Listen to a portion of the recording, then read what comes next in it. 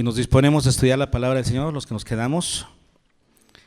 ¿En qué vamos a estudiar? Juan capítulo 3, en un pasaje pues muy conocido por todos, ¿verdad?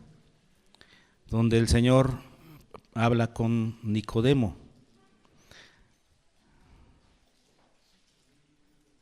La pregunta con la que comenzamos la reunión de hoy fue: ¿cuál es la condición divina para ser parte del reino de Dios? Y ya dijimos, pues no es pertenecer a una iglesia, no es por haber nacido en un hogar cristiano, no es por participar en algún ministerio, ¿no? Y aprendimos Juan 3:5 para reconocer cuál es la situación. Pero vámonos un poquito para atrás para que veamos de dónde procede este pensamiento de Jesús, esta declaración de Jesús a Nicodemo. Si nosotros vemos en el capítulo 2, versículo 23, dice que estando en Jerusalén, Jesús estaba ¿en dónde? En Jerusalén. ¿En la fiesta de qué? De la Pascua. Y dice que muchos creyeron en su nombre viendo las señales que hacía. Muchos creyeron que, ¿viendo qué? Las señales. Ya hemos platicado de esto, ¿no? Nadie se convierte por ver señales. Que nos quede claro.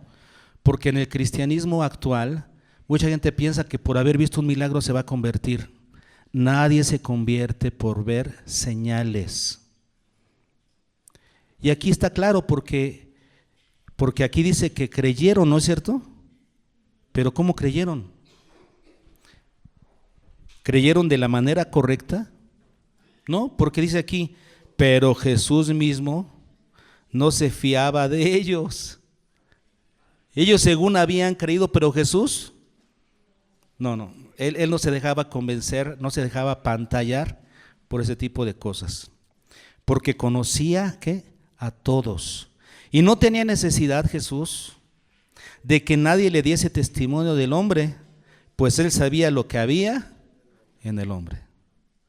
Y esta declaración que hace Juan acerca de que Jesús no se deja engañar por las apariencias externas, cuando alguien está emocionado por venir a la iglesia o por ver algún milagro y dice, creo en Dios, Jesús no se apantalla por eso. Porque el Señor conoce lo que hay en el corazón de los hombres. Y entonces esta declaración que hace Juan de que Dios conoce el corazón de los hombres y conoce quienes realmente han creído y quienes dicen creer pero no lo han hecho, para hablar de Nicodemo. Qué interesante, ¿no? Que después de esa declaración viene este relato de Nicodemo, que es como un ejemplo de esto justamente, de que Dios conoce el corazón de los hombres. Dice, había un hombre ¿de quiénes? Entonces Nicodemo era, lo primero que notamos es que era un fariseo. ¿Y qué era? ¿Quiénes eran los fariseos?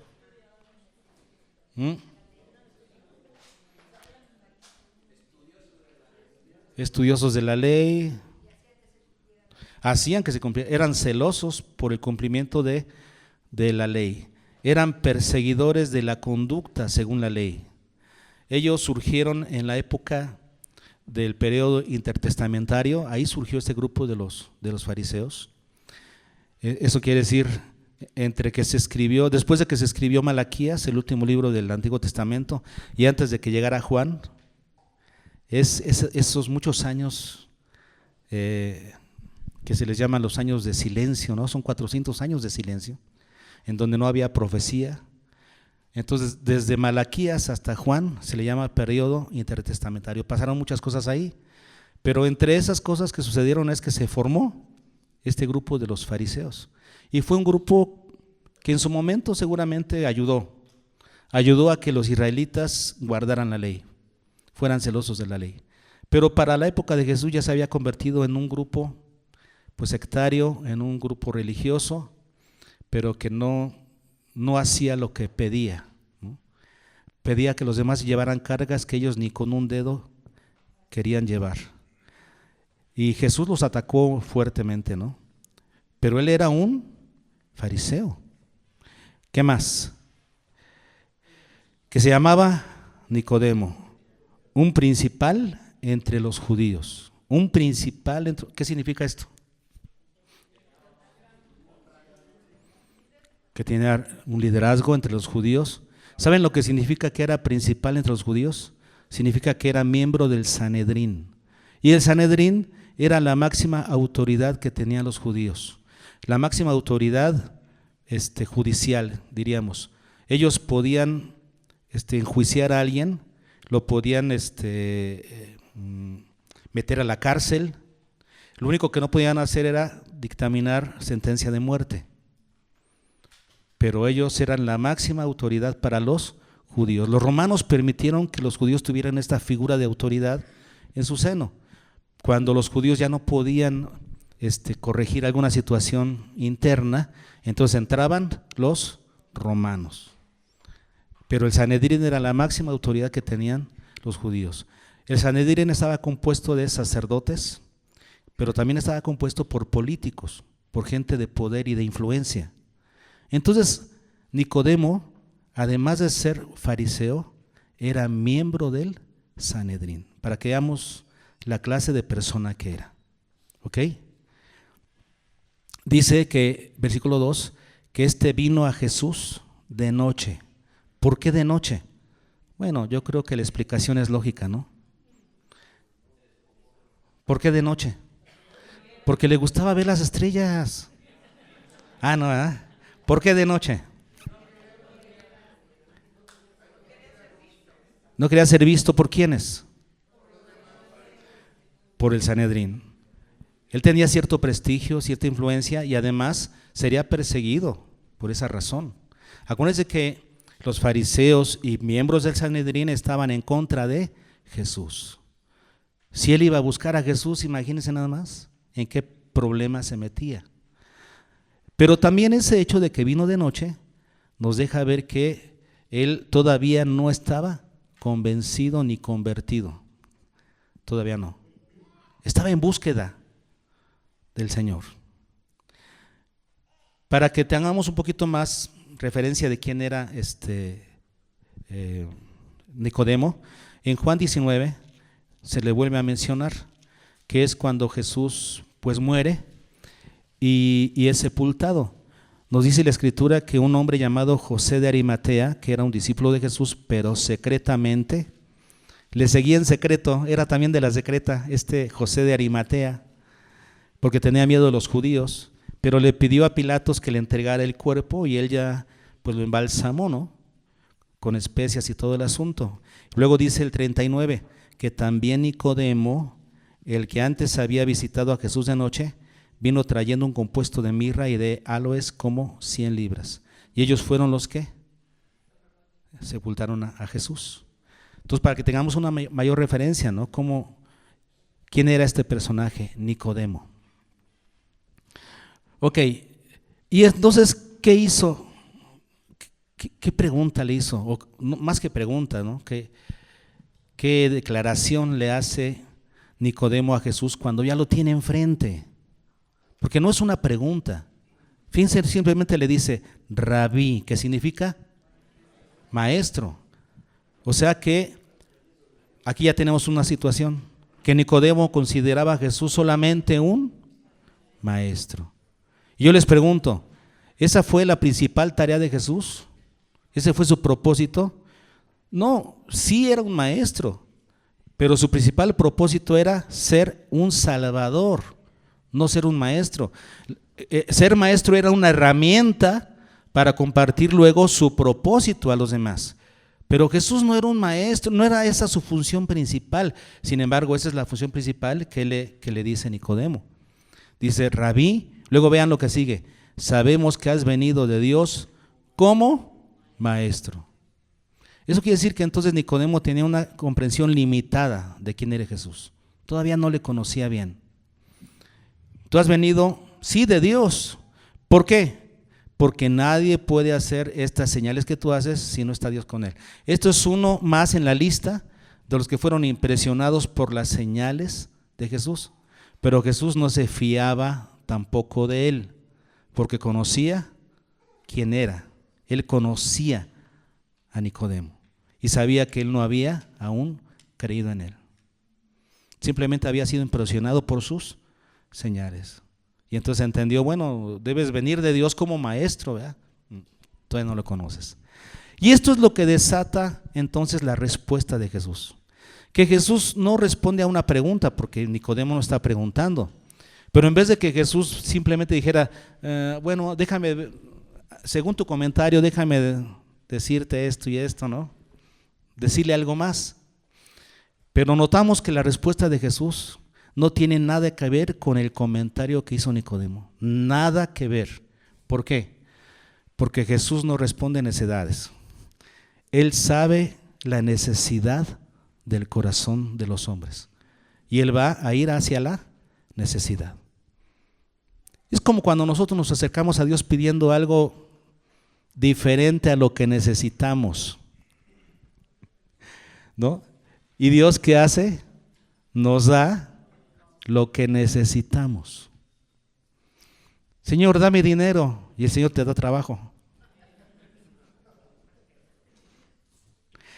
Señor, dame paciencia, y el Señor te trae problemas para que aprendas a ser paciente.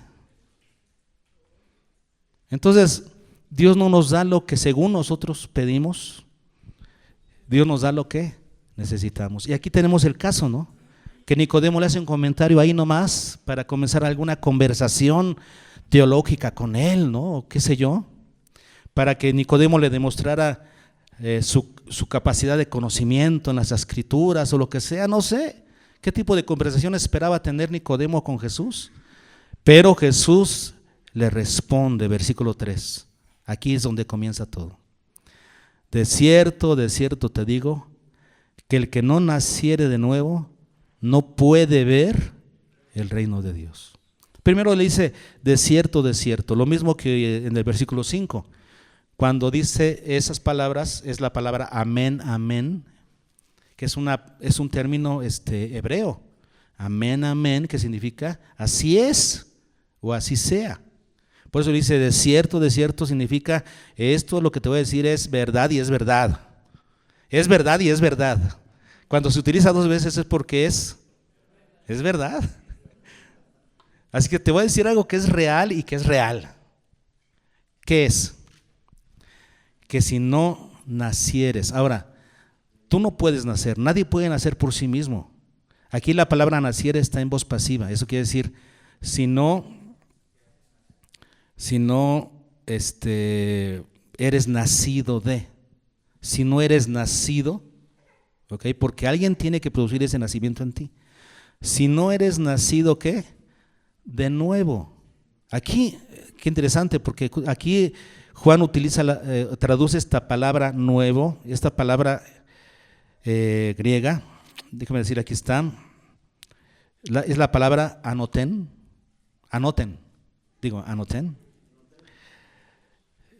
que realmente su traducción literal es arriba. Lo que está diciendo aquí el Señor Jesús es, si no eres nacido de arriba, lo que pasa es que se entiende que si eres nacido de arriba, se entiende que es un segundo nacimiento. Por eso Nicodemo dijo, entonces debo volver a entrar al vientre de mi madre y nacer otra vez. Él está entendiendo el nacido de arriba como la necesidad de nacer nuevamente, ¿no? ¿Quiénes pueden nacer de arriba? Los que ya nacieron por primera vez, los que viven. Y entonces se entiende el nacimiento de arriba como un nuevo nacimiento, pero la terminología real es nacer de arriba. Ese es el término real. Esa es la traducción más literal. Jesús le está diciendo a Nicodemo, necesitas nacer de arriba. Ahora vean lo que sigue. De cierto te digo que el que no naciere de nuevo o de arriba no puede ¿qué? Ver el reino de Dios. Ahora, el Señor está refiriéndose aquí al reino de Dios. ¿Por qué? Porque Nicodemo era un judío. Y los judíos esperaban el reino de Dios a través de la venida del Mesías. Y un fariseo, con mayor razón.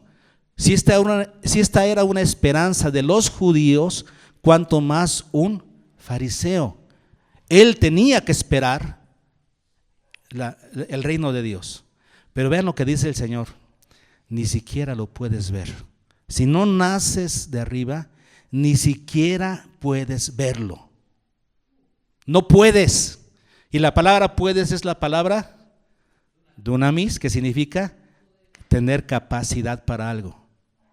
No eres capaz siquiera de ver el reino de Dios si no naces de arriba. Y la prueba está en que el reino de Dios ya había venido. ¿Por qué? Porque ahí estaba Jesús. Y cuando Jesús estaba ahí, él predicaba, el reino de los cielos se ha acercado, porque aquí estoy yo. Ya estaba ahí el reino de Dios y Nicodemo no había sido capaz ni siquiera de verlo. ¿Por qué? Porque solamente puedes ver el reino de Dios si naces de arriba.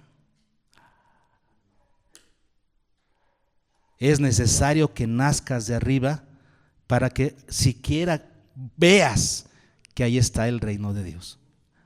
Y entonces Nicodemo le dice, ay Señor, versículo 4, ¿cómo puede un hombre nacer siendo viejo? ¿Puede acaso entrar por segunda vez en el vientre de su madre y nacer? Entonces el Señor pues le explica a qué se refiere. Mira, te voy a explicar a qué me refiero con nacer de arriba. Ahí te va. De cierto te digo, que el que no naciere de agua y del Espíritu. Y luego dice, no puede entrar. Tú no lo puedes ni ver porque no has nacido arriba. Ahora, ¿quieres entrar? ¿Qué necesitas? Nacer. ¿Qué significa entonces nacer de arriba? Nacer de agua y del Espíritu. Ahí está la definición de lo que es nacer de arriba. Ahora vamos a descifrarlo, ¿no? ¿Qué significa nacer de agua y del Espíritu? Algunos dicen o interpretan así muy sencillito que nacer o ser nacido de agua se refiere al bautismo, ¿no? Cuando te bautices en agua. Pues no significa eso. ¿A qué se refería Jesús cuando hablaba de nacer de agua? Y la palabra nacer de, porque ese término de es la preposición ex, que significa proceder de. Lo que está diciendo aquí el Señor es, necesitas nacer procedente de. ¿De qué debes proceder para que sepas que realmente has nacido de arriba? Tu nacimiento debe proceder de agua y espíritu. Es lo que está diciendo. Y lo separa de la conjunción kai y, que significa de ambas cosas. Tu nacimiento debe proceder de dos cosas para que sea válido, de agua y de espíritu. No se puede de una sola de las dos, es de las dos. Porque esa procedencia es la que te hace nacer de arriba. ¿Estamos entendiendo? Tiene que ser de agua y del espíritu. De las dos. Ahora, entonces vamos a ver qué es lo que Jesús entendía, qué es lo que quiso decir para cuando dice nacer del agua y del espíritu. De agua y del espíritu. Vamos primero a un pasaje del Antiguo Testamento. Ezequiel capítulo 36.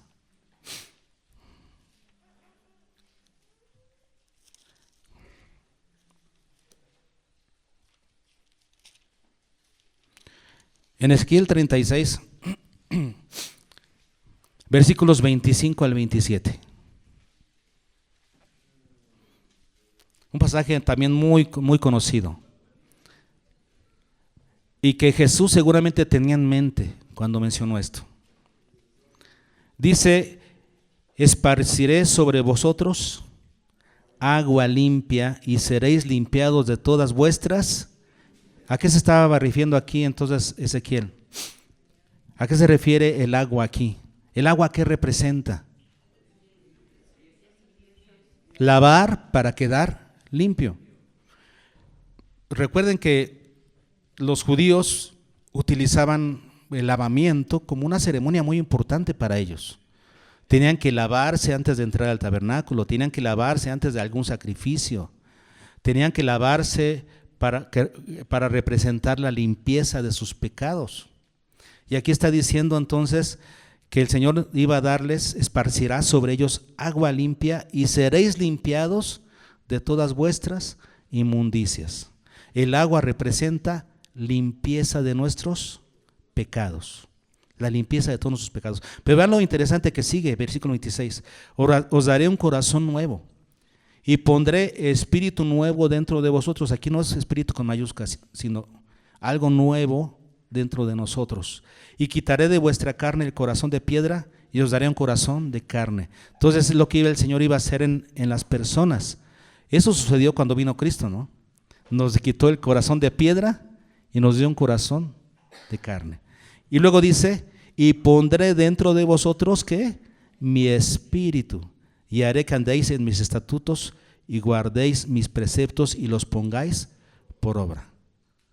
Es la labor del Espíritu Santo en el creyente. Aquí tenemos estos dos elementos. En Ezequiel menciona las dos mismas cosas que Jesús mencionó: el agua y el espíritu. ¿Ok? Hay otro texto en el Nuevo Testamento que nos explica eso también, en Tito 3:5.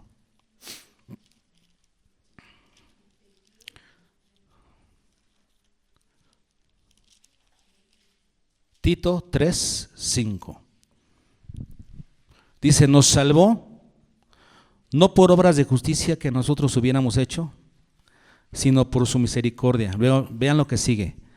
Por el lavamiento de la regeneración y por la renovación en el Espíritu Santo.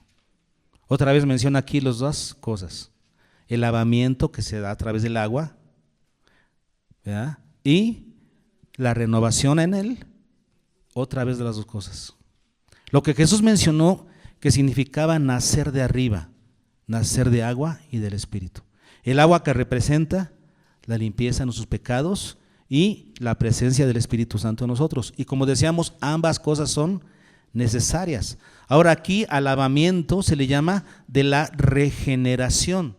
Y la palabra regeneración, hermanos, es la palabra griega palingenesia, que significa, hermanos, nuevo nacimiento. Así es que aquí está diciendo que es el lavamiento del nuevo nacimiento, literalmente. Y luego dice, y por la renovación en el Espíritu Santo. La palabra renovación significa ser nuevo. ¿El Espíritu Santo qué hace? Te hace ser nuevo. Dos palabras otra vez ahí sinónimas que tienen que ver con el nuevo nacimiento. Primera de Pedro 1:23.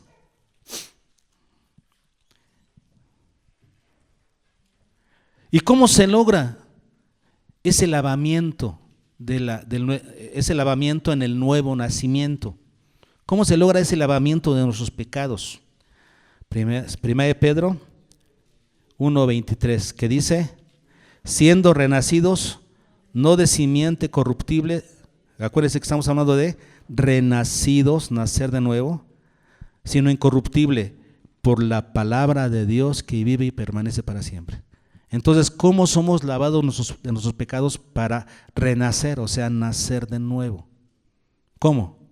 Por acción de la palabra de Dios, que vive y permanece para siempre. Lo mismo dice Santiago. En Santiago 1:18 dice, Él de su voluntad nos hizo nacer, o sea, renacer, por la palabra de verdad, para que seamos primicias de sus criaturas. Juan 15:3. Regresamos a Juan 15, donde Jesús está hablando de la vid verdadera, que nosotros para crecer no nos despeguemos de la vid. Y en el versículo 3 dice, ya vosotros estáis limpios por la palabra que os he hablado. O sea, nos queda claro entonces que el lavamiento o el agua, cuando Jesús dice nacer del agua, se refiere a el lavamiento de nuestros pecados por acción de la palabra. La palabra aplicada a nuestras vidas es la que nos limpia de nuestros pecados. Nacer de arriba implica haber sido limpiados por acción de la palabra. Pero la palabra no puede actuar sola. La palabra actúa junto con, ¿qué? El Espíritu. Por eso dijo Jesús, nacer de agua y del Espíritu, lo que significa nacer de la palabra y el Espíritu que actúan juntos. Dios actúa a través de su palabra. ¿Cómo es que nacemos de nuevo entonces? Por acción de la palabra y el Espíritu. Eso significa nacer de agua y del Espíritu. Es la acción de la palabra y el Espíritu. Y actúan juntos. Porque es como el jabón y el cepillo. Si tú nomás echas jabón pero no le tallas, necesitas echar jabón y agarrar el cepillo. El jabón, diríamos, es la palabra y el cepillo es el Espíritu Santo.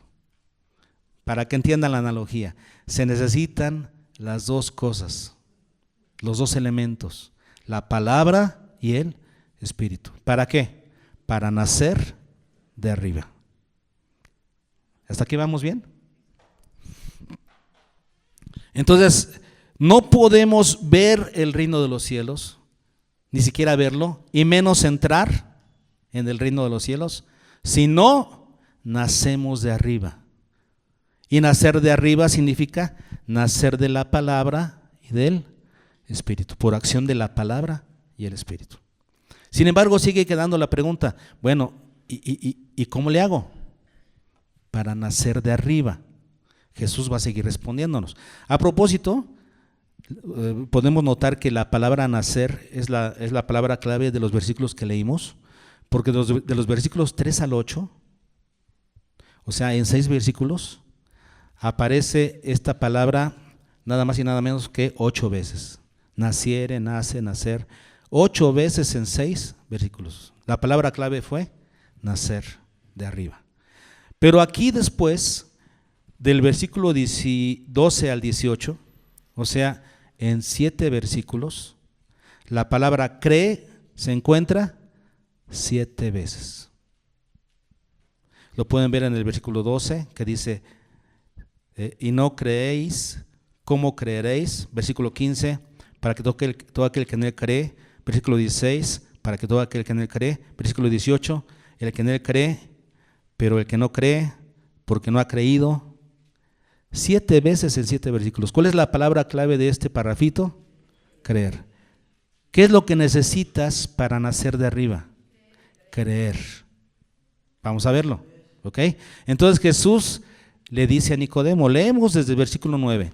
Respondió Nicodemo y le dijo, ¿cómo puede hacerse esto? No había entendido a lo que se refería, ¿no? Pero Jesús le estaba hablando del poder del Espíritu, que es como el viento. Eso dice el versículo 8. El viento sopla de donde quiere, si oyes su sonido, ni sabes de dónde viene ni a dónde va. Así es todo aquel que es nacido del Espíritu. Jesús estaba refiriendo a nacer del Espíritu y él no lo entendía, ¿no? Jesús le explica, ¿ves? Es como el viento, porque no ves el viento, pero sí puedes ver su acción, la acción del viento. Nadie podemos ver el viento, pero lo sentimos y decimos, ay, hace frío. Ay, el viento está fuerte, ¿por qué? Está moviendo los árboles. El viento no lo ves, pero la acción del viento sí la ves. Así es el Espíritu. No lo ves, pero su acción en el hombre sí la puedes ver. Y entonces Nicodemo dice, ¿y cómo está eso? O sea, no lo entiendo. Versículo 10, respondió Jesús y le dijo, ¿eres tú maestro de la ley y no sabes esto? De cierto te digo otra vez, ¿verdad? Que lo que sabemos, hablamos. Y lo que hemos visto testificamos y no recibís nuestro testimonio. Si os he dicho cosas terrenales y no creéis, ¿cómo creeréis si os dijere las celestiales? Nadie subió al cielo sino el que descendió del cielo, el Hijo del Hombre que está en el cielo. Entonces Jesús está mostrando sus credenciales para decir, mira, lo que te voy a decir es verdad porque yo soy el que estuve en el cielo y vine del cielo. Yo sé cómo son las cosas y ahí te va. ¿Quieres saber cómo tienes que hacer para nacer de arriba? Para nacer del Espíritu. ¿Quieres saber? Ahí te va. Y como Moisés levantó la serpiente en el desierto, así es necesario que el Hijo del Hombre sea levantado. ¿A qué evento se refiere aquí nuestro Señor Jesucristo? cuando la serpiente fue levantada en el desierto. Números 21, versículos 4 en adelante. Vamos a Números, Génesis, Éxodo, Levítico, Números, el cuarto libro de la Biblia, Números capítulo 21, y vamos a leer del 4 al 9. Después partieron del monte de Hor camino del Mar Rojo para rodear la tierra de Edom, y se desanimó el pueblo por el camino. Y habló el pueblo contra Dios y contra Moisés. ¿Ya se ubicaron en dónde estamos? ¿En qué época? Es cuando el pueblo está en el desierto, ¿verdad? Después de que salieron de Egipto. ¿Y qué hicieron? Murmuraron contra Dios y contra Moisés. ¿Por qué nos hiciste subir de Egipto para que muramos en este desierto? Pues no hay pan ni agua. De ahí salió el apellido Paniagua. Y nuestra alma tiene fastidio de este pan tan liviano. Qué privilegio ese pan liviano, pan del cielo. Pero bueno, ya estaban fastidiados. Y Jehová envió entre el pueblo serpientes ardientes que mordían al pueblo, y murió mucho pueblo de Israel. Eso quiere decir, eran serpientes venenosas, mortales. Entonces el pueblo vino a Moisés y dijo: hemos pecado por haber hablado contra Jehová y contra ti. Ruega a Jehová que quite de nosotros esas serpientes. Y Moisés oró por el pueblo. Y Jehová dijo a Moisés: hazte una serpiente ardiente y ponla sobre un asta. Sobre un asta, ¿verdad? Y cualquiera que fuere mordido y mirare a ella, vivirá. Entonces Moisés pues le dice al pueblo la solución que Dios estaba dando. Y Moisés hizo una serpiente de bronce y la puso sobre un asta. Y cuando alguna serpiente mordía a alguno, miraba a la serpiente de bronce y vivía. Entonces eso quiere decir que la serpiente tenía poder. ¿No? ¿No? Entonces, ¿qué sucedía? La fe obediente del que era mordido. Si el Señor había dicho: cualquiera que mire a la serpiente que está en el asta, entonces será sanado. La fe obediente hacía que voltearan. Si no creían, no iban a voltear. Representa la fe en eso. Y entonces Jesús dice: como la serpiente, ¿ya? ¿Dónde estamos? En Juan. Y dice: como Moisés levantó la serpiente en el desierto, así es necesario que el Hijo del Hombre sea levantado. Luego dice: para que todo aquel que en él cree. Implica entonces que así como había fe en las personas mordidas, ¿verdad?, por la serpiente, para voltear a ver, así deberíamos tener fe nosotros para voltear a ver a Jesús en la cruz cuando fue levantado. Sin embargo, la serpiente fue malentendida, ¿no? Porque los israelitas la comenzaron a adorar y a quemar incienso. En la época de Ezequías, según nos dice 2 Reyes 18:4, en la época de Ezequías estaba destruyendo todos los ídolos de la región, y dice que también destruyó esa serpiente, la desmoronó, la destruyó totalmente, porque los judíos, los israelitas, ya le estaban quemando incienso. No entendían que era una cuestión de fe obediente. Así como la serpiente fue levantada, el Hijo del Hombre, o sea yo, le dijo Jesús a Nicodemo, seré levantado. Cuando eso suceda, vea, ¿qué tienes que hacer? Creer en mí. Hay dos cosas muy interesantes en la cuestión de creer, porque los judíos, por ejemplo, tenían que creer que Él era el Mesías. En todo caso, tenían que creer primero en Él como persona, que Él era el Mesías. ¿Para qué? Para que cuando muriera creyeran en su obra. Primero tenían que creer en Él como el Mesías, para que después, cuando fuera levantado como la serpiente, creyeran en su obra, en la obra que hizo en la cruz. Nosotros de la misma manera necesitamos creer en Jesús, en su persona, en quién es Él, y después de eso creer también en su obra que hizo en la cruz. Y dice ahí, para que todo aquel que en Él cree, tanto en los versículos 15 como 16, esa palabra cree, ya sabemos cómo está conjugada, ¿verdad? Ya lo hemos visto otras veces. ¿Cómo se debe creer en el Señor? Está en presente, participio, voz activa. Así se debe creer. Tiempo presente significa una acción continua. ¿Cómo debes de creer en Jesús? Continuamente. El participio representa una acción habitual. ¿Cómo debes creer en el Señor? Habitualmente. Y después la voz activa representa una acción voluntaria. ¿Cómo debes creer? No a la fuerza. ¿Quién te va a obligar con el látigo? No, es voluntario. ¿Cómo se debe creer? Continuamente, habitualmente y voluntariamente. Esa misma palabra se encuentra conjugada, sí, en los dos versículos, en el 15 y en el 16. Para que todo aquel que en Él cree, continuamente, habitualmente, voluntariamente, no se pierda. Y la palabra no se pierde está en voz media, significa tú te pierdes solo, ya no sabes ni por dónde andas. No te pierdas ¿de qué? ¿De qué te vas a perder? De la salvación. Por no ver a la cruz, por no creer en Jesús como deberías de creer, tú mismo te pierdes. Nadie te está perdiendo, tú te pierdes a ti mismo y no encuentras la salvación. No se pierda, mas tenga vida eterna. Está en los dos versículos. Luego dice, para terminar esta situación con un énfasis más fuerte, versículo 18, el que en Él cree, otra vez, presente, participio, voz activa. El que en Él cree, ¿qué? No es, la palabra no ou, que significa de ninguna manera es condenado. No hay forma de que sea condenado el que cree en Él. Pero luego sigue diciendo, pero el que no cree, ¿ok? ¿Qué sucede? Ya ha sido.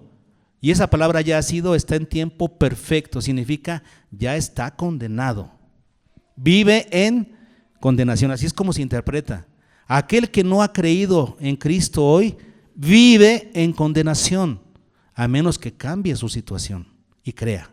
Si cree, cambia su panorama. Mientras no crea, vive en condenación. ¿Por qué vive en condenación? Porque no ha creído en el nombre. ¿Y se acuerdan lo que significa creer en el nombre? Lo vimos en 1 de Juan. ¿Qué significa? Porque dice creer en el nombre del unigénito Hijo de Dios. Creer en su obra, porque ¿cuál es el nombre el nombre del Hijo de Dios? Jesucristo. Y Jesús el Cristo se implica su obra de salvación. Entonces cuando dice creer en el nombre, significa creer en su obra. Entonces, ¿por qué vendrá la condenación?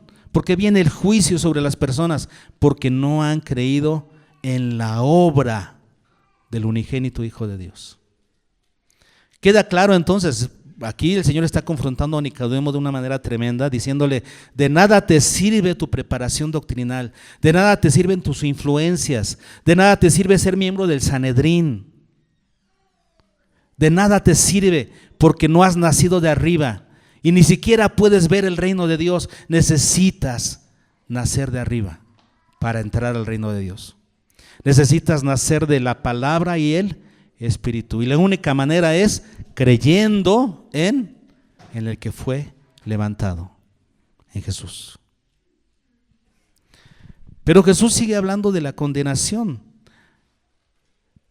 en el versículo 19 al 21. En estos 3 versículos la palabra clave es luz. En 3 versículos la palabra luz se encuentra 5 veces. Eso quiere decir que la palabra clave es luz de los versículos 19 al 21. Fíjense cómo la palabra clave del primer párrafo que estudiamos fue naciere, haber nacido. La palabra clave de la segunda sección es creer. Y la palabra clave de la tercera sección es luz. ¿Qué significa luz? Porque aquí en estos versículos se hace un contraste entre las tinieblas y la luz y las tinieblas. ¿Qué representa la luz en estos versículos?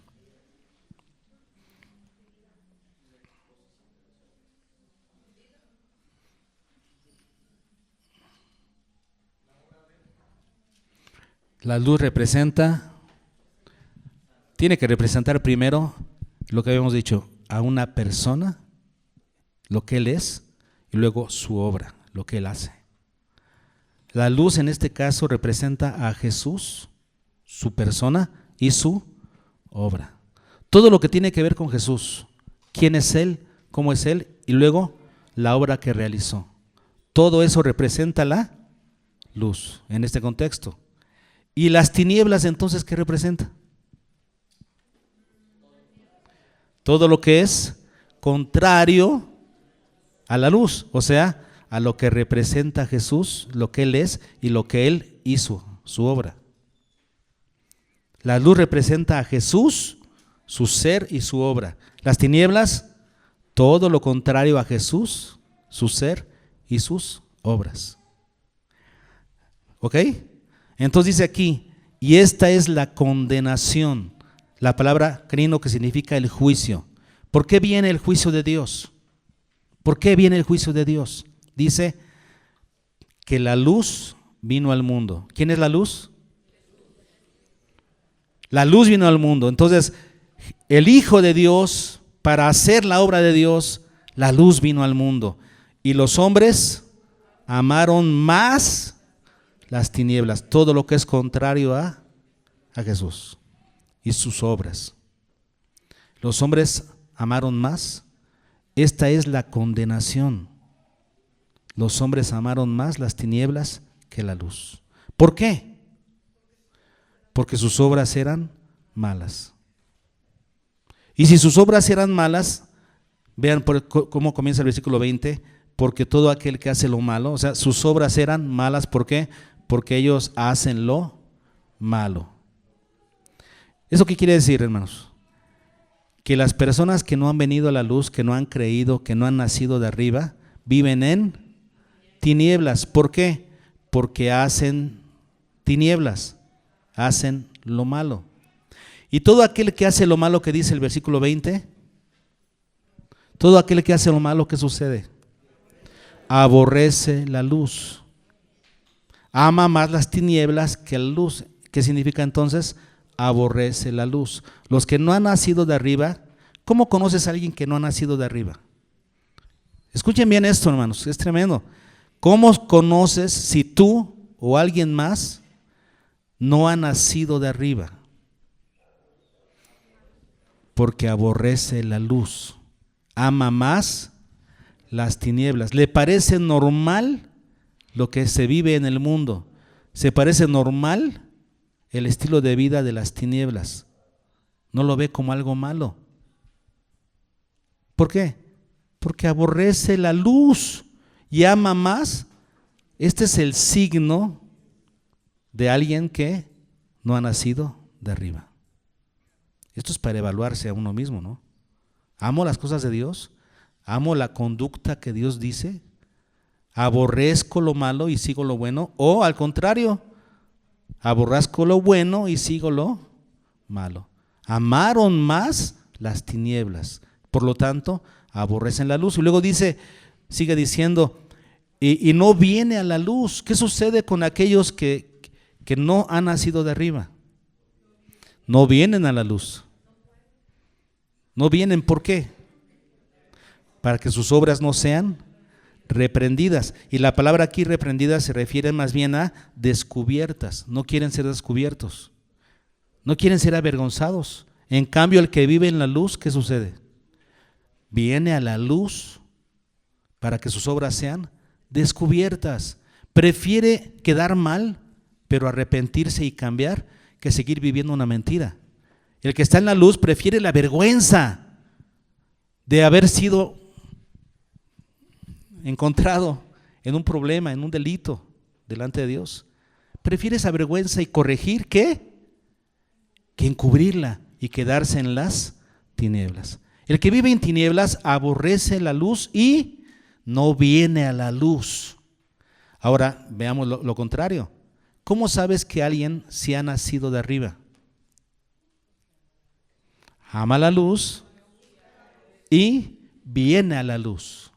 Dice el versículo 21, mas el que practica la verdad viene a la luz. ¿Para qué? Para que sea manifiesto que sus obras son hechas en Dios. Viene a la luz para que sea reprendido si necesita ser reprendido, para que sea confrontado, para que se declaren sus pecados y él pueda vivir en la luz. Esta es la prueba de fuego, ¿no? No se conforma, como dice Romanos 12, 1 y 2, ¿no? ¿Qué dice Romanos 12, 2? No os conforméis a este siglo, sino renovaos. Nadie de nosotros somos perfectos, pero ¿cuál es la característica de alguien que ha nacido de arriba? Va a la luz y está renovando su mente para ser encontrado aprobado por el Señor. En cambio, aquel que no ha venido, que no ha nacido de arriba, aborrece la luz, anda en tinieblas, ¿verdad? Y no viene a la luz para que sus obras no sean reprendidas. El mayor obstáculo para nacer de nuevo es que amas demasiado las tinieblas. Aquel que ama demasiado las tinieblas no va a venir a la salvación de Cristo. ¿Qué aprendimos hoy, hermanos? Que para entrar al reino de Dios no te va a ayudar tu posición, ni tu tiempo de venir a la iglesia, ni si eres hijo de pastor, o si eres hijo de un líder de la iglesia, o si naciste en cuna cristiana. No te sirve ninguna de esas situaciones. Necesitas nacer de arriba. ¿Y qué significa nacer de arriba? Nacer de la palabra y del Espíritu. Lo único que te puede ayudar a nacer de arriba es la palabra y Él, que actúan juntos. Dios actúa a través de su palabra para dar salvación. Ahora, ¿qué necesitas hacer? Creer en aquel que fue levantado. Jesús le dice a Nicodemo, cuando el Hijo del Hombre sea levantado, aún no era levantado. En nosotros ya fue. Jesús ya fue levantado. Tenemos que mirar a Jesús y creer en Él, en su persona y en su obra. Es necesario creer en eso. ¿Cuál es el principal obstáculo para nacer de arriba? Amar las tinieblas. Si amas más las tinieblas que la luz, entonces ese va a ser el mayor obstáculo. Va a ser como el joven rico, ¿no? Que el Señor le dijo, vende todo lo que tienes y sígueme. Regálalo a los pobres y sígueme. ¿Y qué hizo? Se fue triste. Amaba más las tinieblas. Amaba más su dinero. Y no pudo. Si amas más las tinieblas, no vas a poder nacer. En cambio, aquel que es nacido, ¿verdad?, ama la luz y va a la luz y aborrece las tinieblas. ¿Te estás calificando? Para que veas si realmente estás en la luz del Evangelio. El creyente se expone a la luz para ser purificado, reprendido, corregido por el Señor. Amén.